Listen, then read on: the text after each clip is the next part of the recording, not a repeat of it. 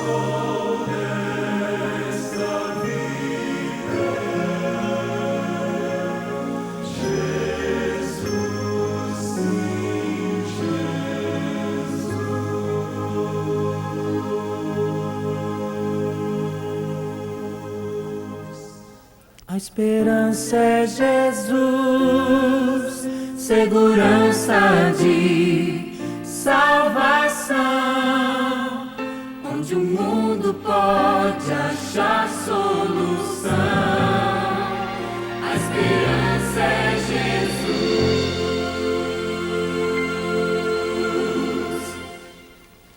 Jesus. Estamos aqui novamente para este grande momento, o encontro com Deus, com louvor, e entre nós dividirmos essa oportunidade de adorar ao Senhor. Cante conosco e faça parte dessa família que escolheu louvar o Criador.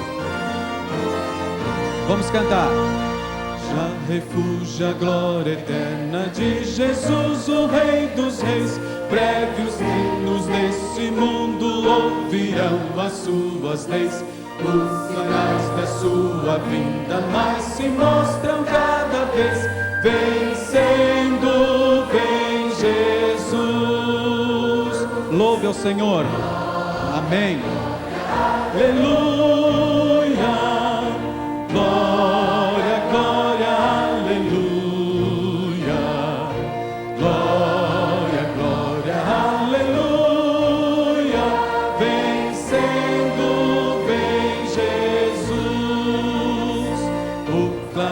que chama os crentes, a batalha já soou. Cristo à frente do seu povo, multidões já conquistou. O inimigo em retirada, seu furor patenteou. Vencendo, vem Jesus.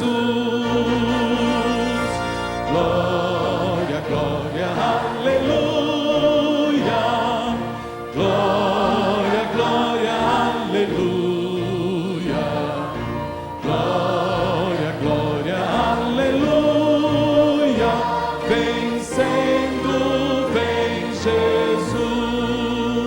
Você?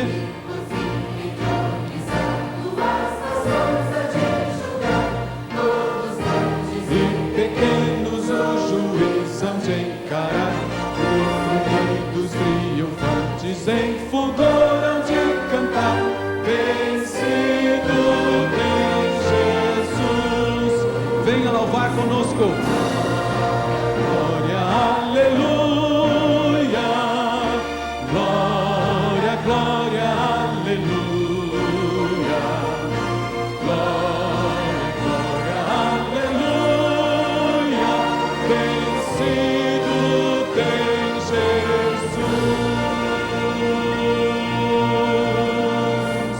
Amém. Renova-me, Senhor Jesus. Sua entrega. Quero ser igual. Vocês. Amém. Senhor Jesus. Sua esperança. Teu coração.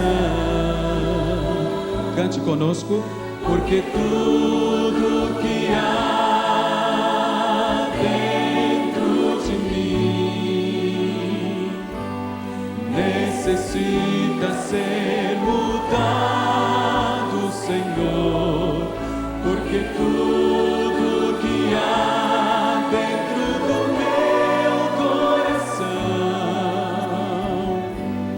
necessita mais de ti. Amém. Necessita mais de ti.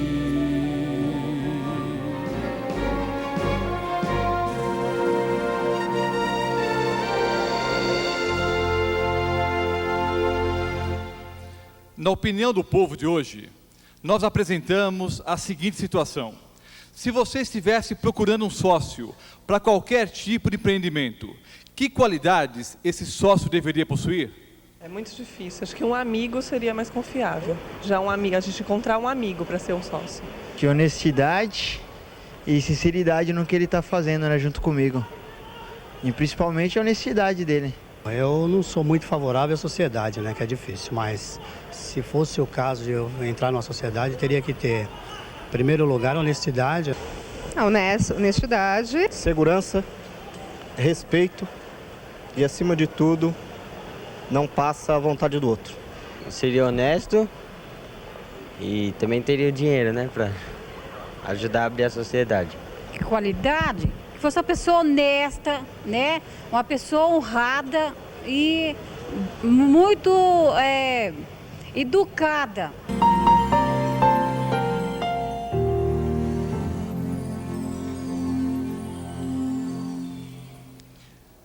Bem-vindos ao seminário Esperança para Viver.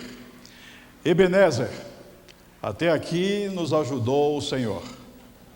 Certamente, cada dia estamos experimentando as alegrias e a esperança que a palavra de Deus nos transmite. Vamos agradecer a Deus e pedir a Ele mais uma vez a iluminação do seu Santo Espírito. Senhor, Pai nosso, louvado sejas por aquilo que Tu és e por aquilo que Tu fazes cada dia para a nossa salvação.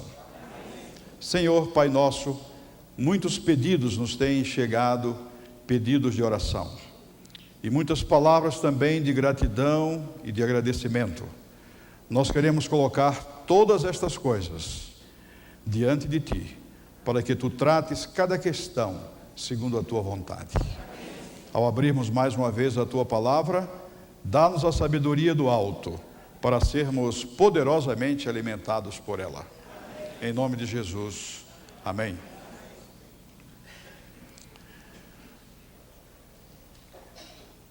Em a opinião do povo, certamente muitas virtudes e muitas qualidades foram apontadas por aqueles que se pronunciaram. Verificaremos na palestra de hoje que o sócio confiável de quem estaremos falando, ele tem todas as virtudes e todas as qualidades que qualquer pessoa de bem apreciaria ver num parceiro, em um sócio. Amigas e amigos, os especialistas em vendas, eles falam em percepção mental, a dinâmica da percepção mental. Por outras palavras, há uma maneira de comportar-se da mente das pessoas. Os educadores sabem isso também.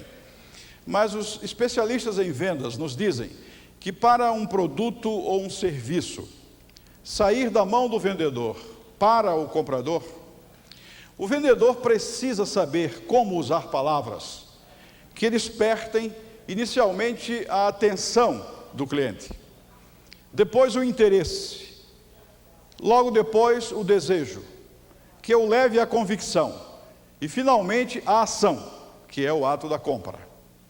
Nessa ordem: atenção, interesse, desejo, convicção e ação. Nesse caso, dizem os especialistas em venda, nesse caso, a ordem dos fatores altera o produto.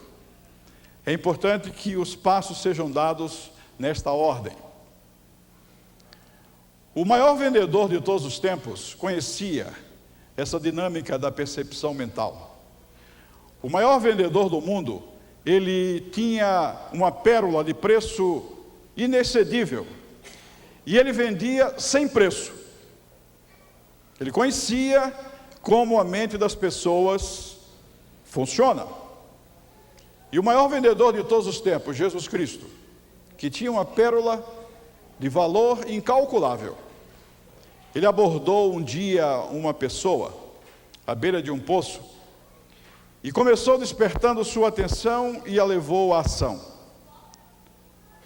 Ele encontrou à beira do poço uma mulher sem nome.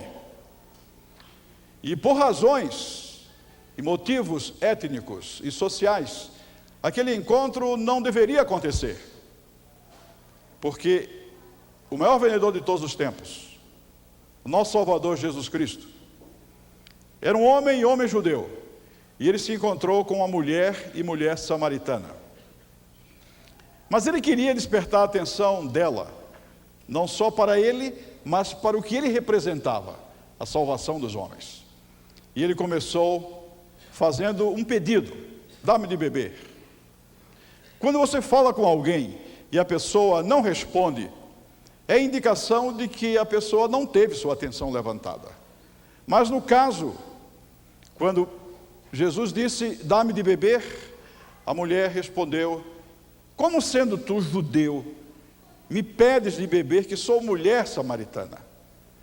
Pelo menos a atenção dela foi despertada, porque ela respondeu. Mas Jesus queria muito mais do que a atenção da mulher. E ele continuou falando e disse, se conheceras o dom de Deus, e soubesses quem está falando contigo, tu lhe pedirias, e ele te daria água viva. E a mulher, quando ouviu isso de Jesus Cristo, falou, onde tens esta água? Essa palavra onde, ela nos mostra o interesse. Onde tens esta água? Ninguém pergunta onde está, se não está interessado. Onde tens esta água? Mas Jesus queria muito mais do que o interesse da mulher. E ele continuou conversando com ela e disse, aquele que beber da água desse poço, volta a ter sede. Mas o que beber da água que eu lhe der, jamais terá sede. Ao contrário, dentro dele se criará uma fonte que jorre para a eternidade. E quando a mulher escutou isso, disse, Senhor, dá-me desta água. Já não era mais só a atenção dela que estava despertada. Não era só o interesse, mas era o desejo, dá-me dessa água. Mas Jesus queria muito mais do que a atenção. Jesus queria muito mais do que o interesse. Jesus queria muito mais do que a convicção da mulher. Ele conversou com ela, disse coisas que somente ela e Deus sabiam. E depois de uma conversa de Jesus com ela, ela sai com estas palavras, Senhor, creio que tu és um profeta. Jesus despertou a atenção, o interesse, o desejo e levou a mulher à convicção. Mas Jesus queria muito mais do que a atenção, o interesse, o desejo e a convicção da mulher. E o relato bíblico diz que a mulher deixou o seu cântaro, razão da sua ida ao poço, deixou o cântaro à beira do poço, foi para a cidade, voltou para aquelas pessoas que a ajudavam a pecar, mas ela voltou diferente. Havia limpidez nos seus olhos, havia graça nos seus gestos, havia bondade na sua voz. E a Bíblia diz que as pessoas, quando a ouviram, vieram para escutar Jesus Cristo.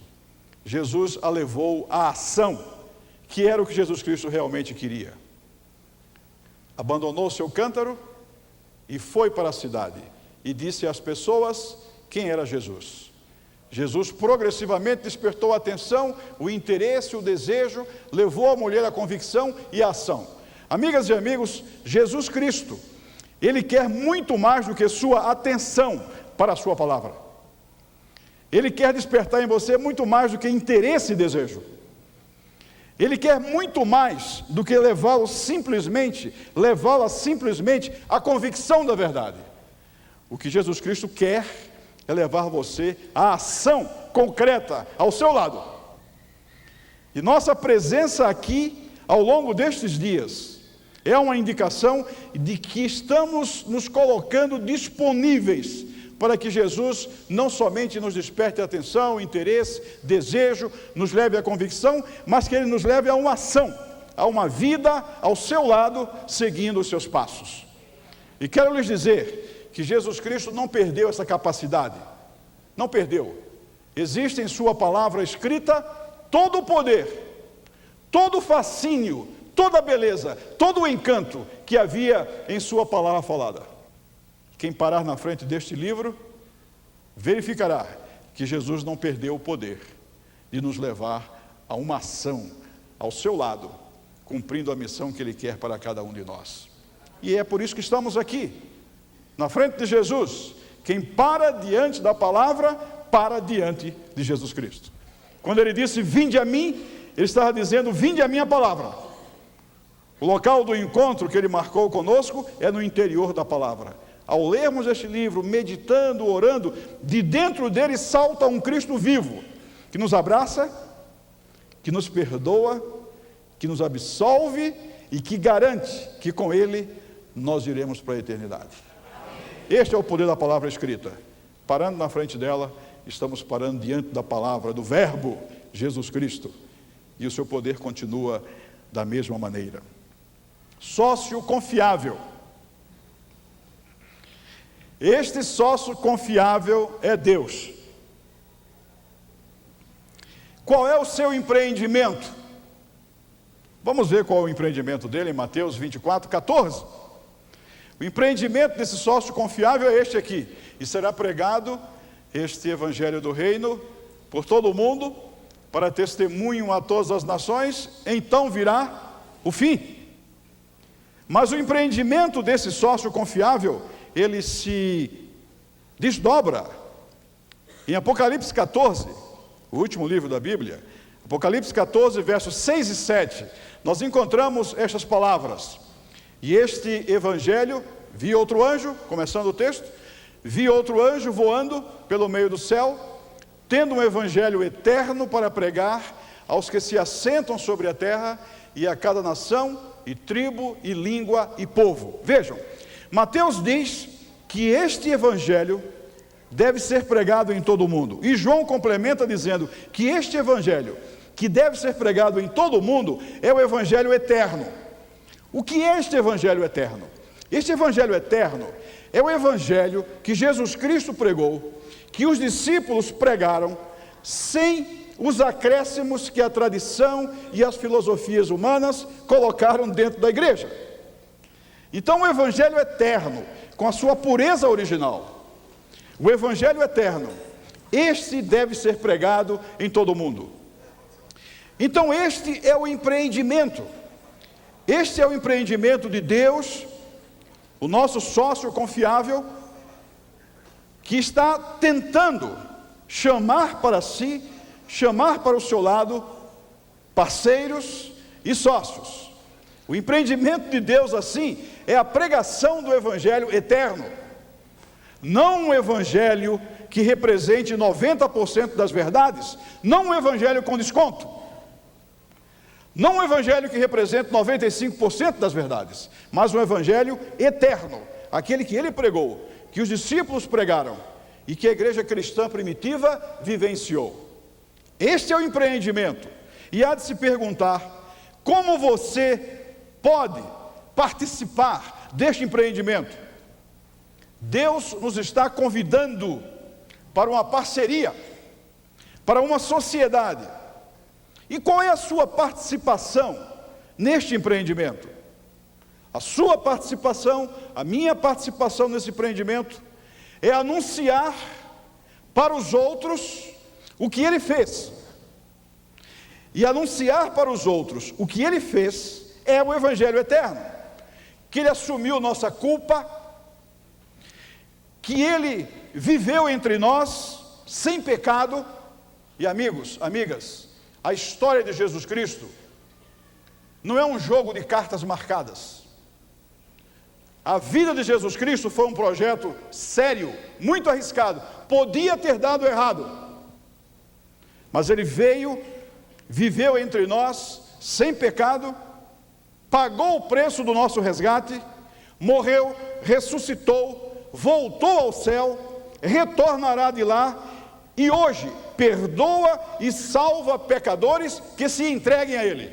Esse é o empreendimento. E é um vasto empreendimento contar isso para o mundo, que ele vai voltar, mas antes de voltar, as inscrições para a eternidade ainda estão abertas. Esse é o empreendimento. E há de se perguntar outra vez: como pode você anunciar? Como posso eu anunciar? Como podemos nós anunciar esse empreendimento tão majestoso e abrangente? Número 1, falando. O que foi que o pregador disse? Como é que eu posso anunciar? Falando. Mas não se preocupem, vocês não precisarão vir aqui para frente, ou para a frente de qualquer auditório, dos amigos que nos seguem pela TV Adsat, nos acompanham pela rede Novo Tempo de rádio. Não é necessário, ou não é fundamental que venham à frente, façam um discurso, ou façam um sermão, falando para uma pessoa, convidando para vir à igreja. É muito difícil, não? Convidando para sintonizar um programa na televisão ou no rádio, entregando uma literatura que fale sobre Jesus Cristo, falando. Nós participamos nesse empreendimento, número 1, falando. Quando Jesus Cristo curou aquele homem possesso, Jesus Cristo disse para ele: vai para a tua casa, para os teus, e anuncia a eles tudo o que o Senhor te fez. E o registro bíblico diz que ele foi, proclamou, e que as pessoas, quando ouviram, se admiraram. E Paulo, em Romanos capítulo 10, verso 9, vejam como é que ele fala sobre a sua e a minha participação no anúncio deste empreendimento. Romanos 10, 9, Paulo diz assim ali: se com a tua boca confessares Jesus como Senhor, e em teu coração creres que Deus, o quê? O ressuscitou dentre os mortos, serás salvo. Por que esse texto está na Bíblia? Por que Paulo colocou isso aí? Inspirado por Deus. Porque quando vocês e eu levamos para os outros esta esperança, esta certeza de que Jesus Cristo salva, de que Ele vai voltar, de que não importa os meus pecados, se confessados, Ele perdoa.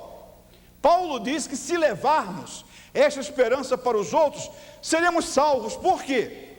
Salvação, foi mencionado aqui, é vida eterna amanhã quando Ele voltar, mas salvação é uma vida plena de esperança, de entusiasmo, de energia espiritual, de força. Isto é salvação. Quando eu levo para os outros este anúncio da salvação em Jesus Cristo, essa esperança, a minha própria esperança cresce, se robustece. Na poupança bancária, para você ter, você precisa guardar. Mas no plano espiritual, para você ter, você precisa gastar. Você precisa dar. E quando você dá para os outros, você recebe mais. Essa é a dinâmica bíblica. Você se guardar, você perde. Se você gastar, você ganha. Quando você comunica para os outros a esperança, a certeza de um Salvador que veio, morreu, ressuscitou, vai retornar e que ainda está aceitando pecadores, quando você fala isso para os outros, você experimenta outra vez. Quando você leva a esperança, você volta mais esperançoso. Quando você leva a alegria, você volta mais entusiasmada, mais entusiasmado. Por que será que as camisas dos times, das equipes que ganham, são usadas e vistas nas ruas no dia seguinte ao da vitória? Por quê? Porque todos querem se identificar com o vencedor. Amigas e amigos, irmãos e irmãs, nós temos um Jesus Cristo que disse: eu venci o mundo. Por que ele venceu o mundo? Veio aqui, viveu sem pecar, morreu, a tumba não conseguiu segurá-lo, ele não tinha pecado, ressuscitou e vai voltar. Eu venci o mundo.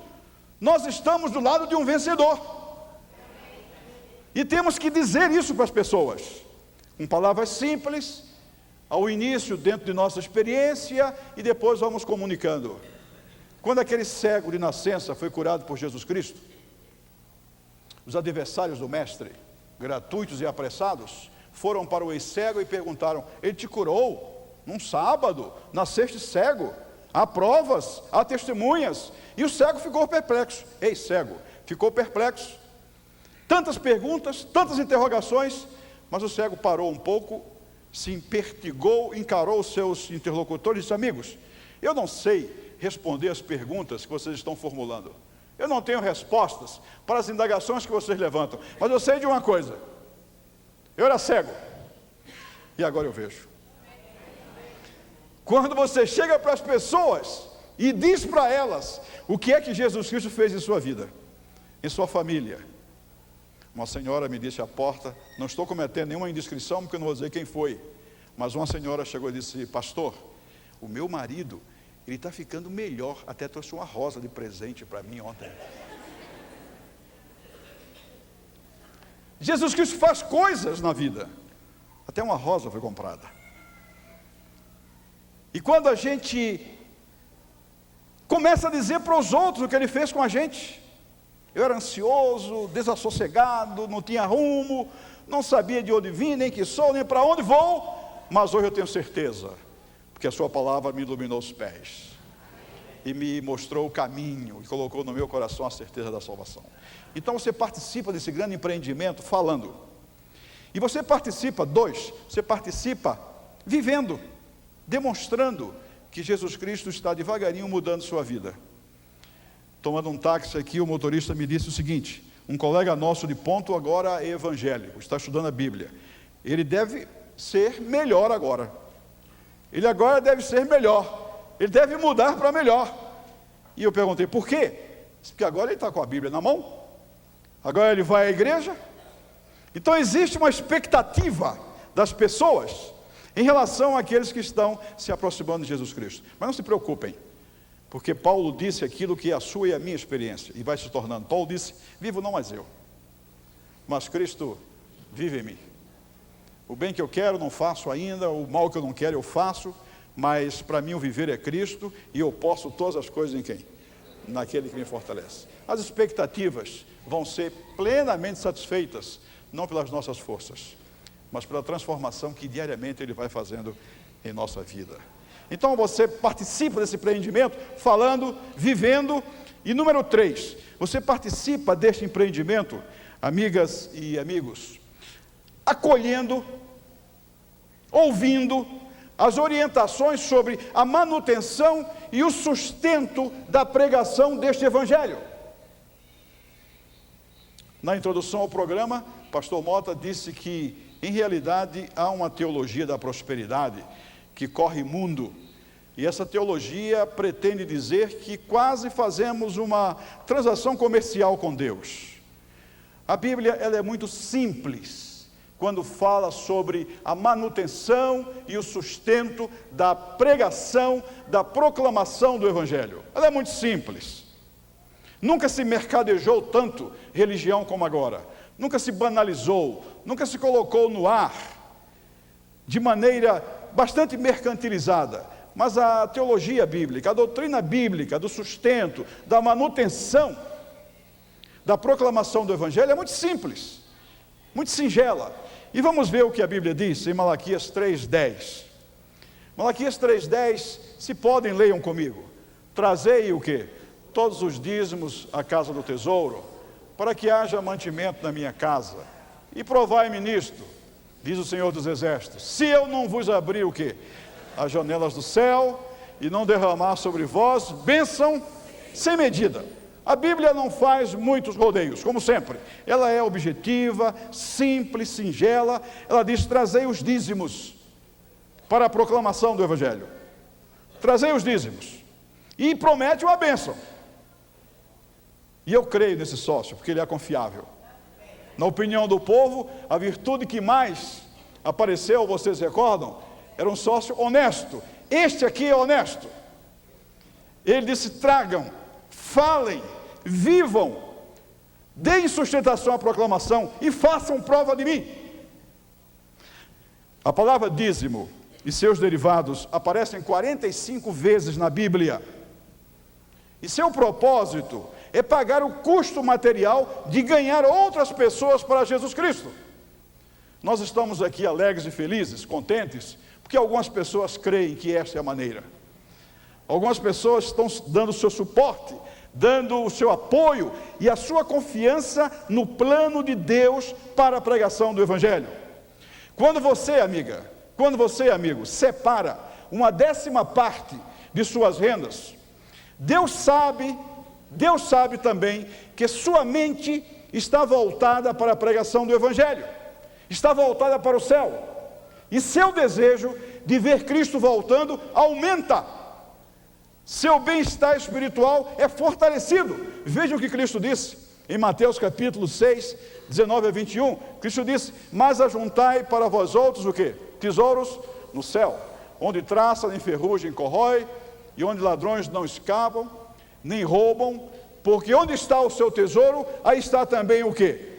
O teu coração. Quando você separa a 10ª das suas rendas para a pregação do Evangelho, você vai começar a pensar na volta de Cristo, mas você está dando suporte, sustentação para isso, e a sua mente vai estar voltada para as realidades eternas. Essa é a teologia do dízimo, das ofertas voluntárias, de que a Bíblia fala. Quando eu ponho para a proclamação do Evangelho parte do que Ele me deu, na realidade eu estou colocando a minha mente, o meu coração, naquela realidade que está por trás. E qual é a realidade? A breve volta de quem? De Jesus Cristo. Ali está o meu coração, e eu começo a viver na terra a atmosfera do céu, porque eu estou falando, eu estou vivendo, e eu estou dando suporte à proclamação e à pregação do Evangelho. Amigas e amigos, quando Deus escolheu esta maneira de dar sustentação à proclamação do Evangelho, o que é que Ele pretendeu com isso? Ele pretendeu que vocês e eu pudéssemos desenvolver uma índole benevolente, abnegada, generosa, sem espaço para egoísmo no coração. Alguém disse o seguinte: 9 partes com Deus é muito mais do que 10 partes sem Deus. 9 partes com Deus é muito, e 10 partes sem Deus quase sempre não é nada. Além de Deus pretender que você e eu demos nosso suporte à pregação, à proclamação do Evangelho, além de Deus pretender que você e eu, ao darmos esse suporte, tenhamos nossa mente voltada para esse ideal, a volta de Cristo, o restabelecimento do seu reino. Além disso, amigos, existe um discernimento, existe uma sabedoria que vem de Deus, que nos levam a fazer melhor uso das 9 partes que nos pertencem. Eu vi isso. Eu vejo isso cada dia, em pessoas que confiam naquilo que Deus planejou. Se Deus planejou, é o melhor.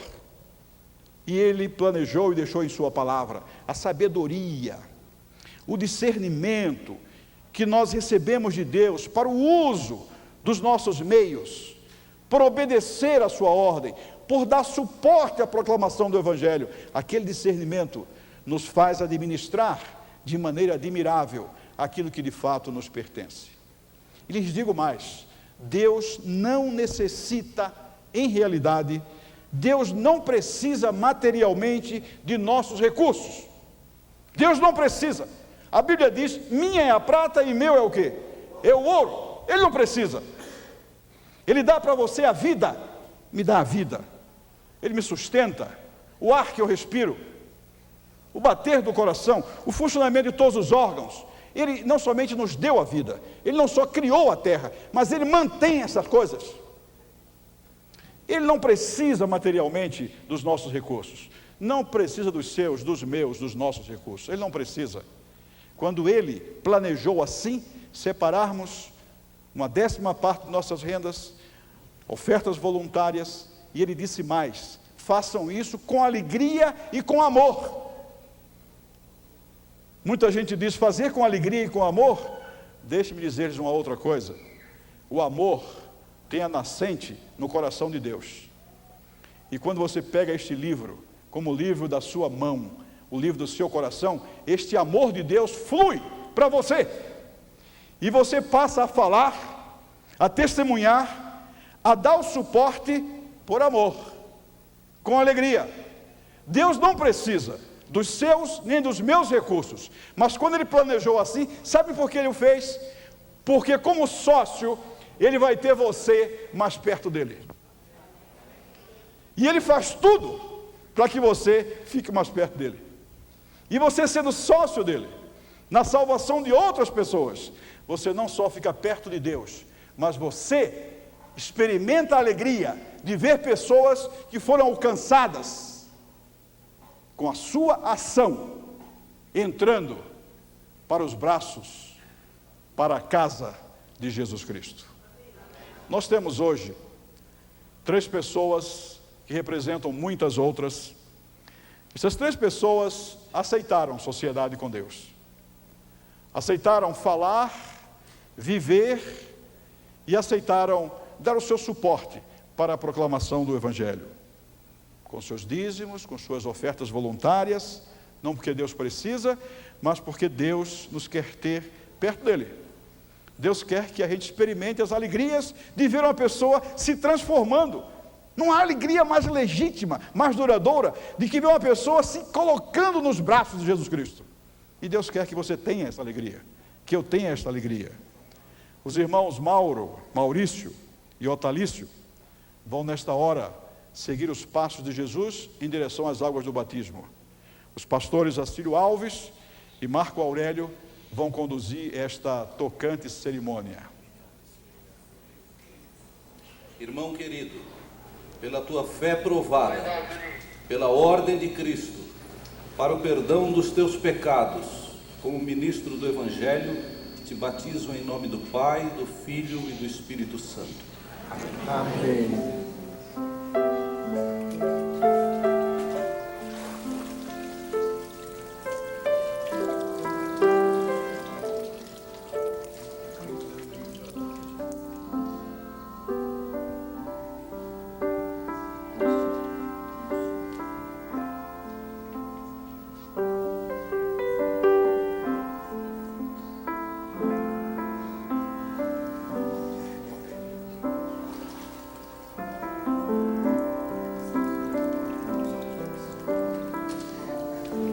Queridos jovens, pela graça de Cristo, vocês se decidiram andar no caminho do Mestre.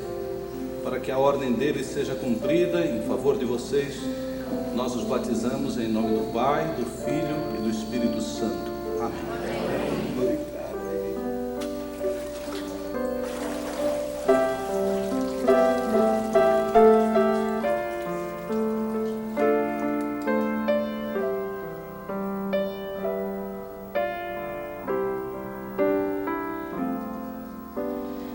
Se a fé por vezes falta, quando o sol não posso ver, a Jesus eu digo humilde, ó, vem meu piloto ser. Oh, não temas, sou contigo, teu piloto até o fim. Não te importes com perigo, eis a mão, confia em mim. Quando a tentação me envolve e não posso a Cristo ver, eis que em meio à tempestade ouço o Salvador dizer: oh, não temas, sou contigo, teu piloto até o fim. Não te importes com perigo, eis a mão, confia em mim.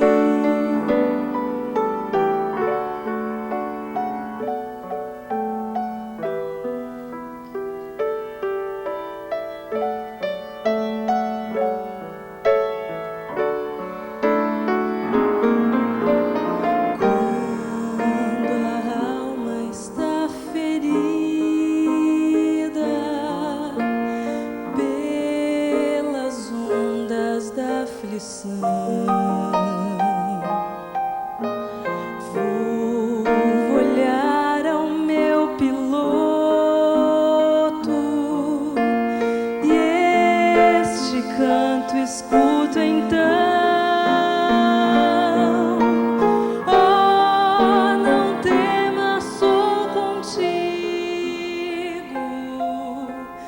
teu piloto até o fim.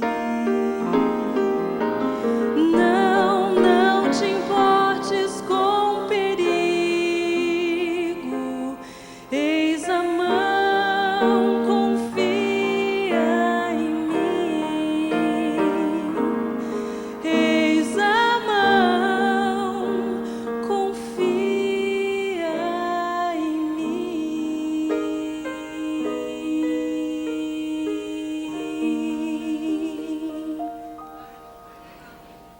Eis a mão, confia em mim. Palavras de Jesus Cristo. Confia em mim para falar do Evangelho eterno. Confia em mim para viver a experiência de uma nova vida com Jesus Cristo. Confia em mim para dar o suporte, o respaldo, a proclamação do Evangelho eterno. É Deus um sócio confiável? Farei uma segunda pergunta para você, minha amiga, meu amigo. Entraremos nós em parceria, em sociedade com Deus, falando, vivendo e dando suporte para que este Evangelho eterno seja pregado e Cristo logo venha? Quantos queremos entrar nessa parceria com Deus? Que Deus abençoe a você, minha amiga, a você, meu amigo. Um lugar na eternidade nos está garantido pelo sangue de Jesus Cristo. Um lugar na eternidade nos está garantido por sua graça. E Ele quer que nós estendamos este privilégio para outros. Que cada dia dediquemos tempo para falar, para viver e para apoiar a proclamação do Evangelho. Vamos falar com Deus. Querido Deus e bom Pai, reafirmamos a expressão de nosso agradecimento porque Tu nos salvas, nos absolves, nos acolhes, nos abraças. E também Te agradecemos pelo convite de sermos Teus sócios, Teus parceiros na proclamação do Evangelho eterno. Leva-nos, Senhor, na Tua proteção deste lugar. Fica conosco em nome de Jesus. Amém.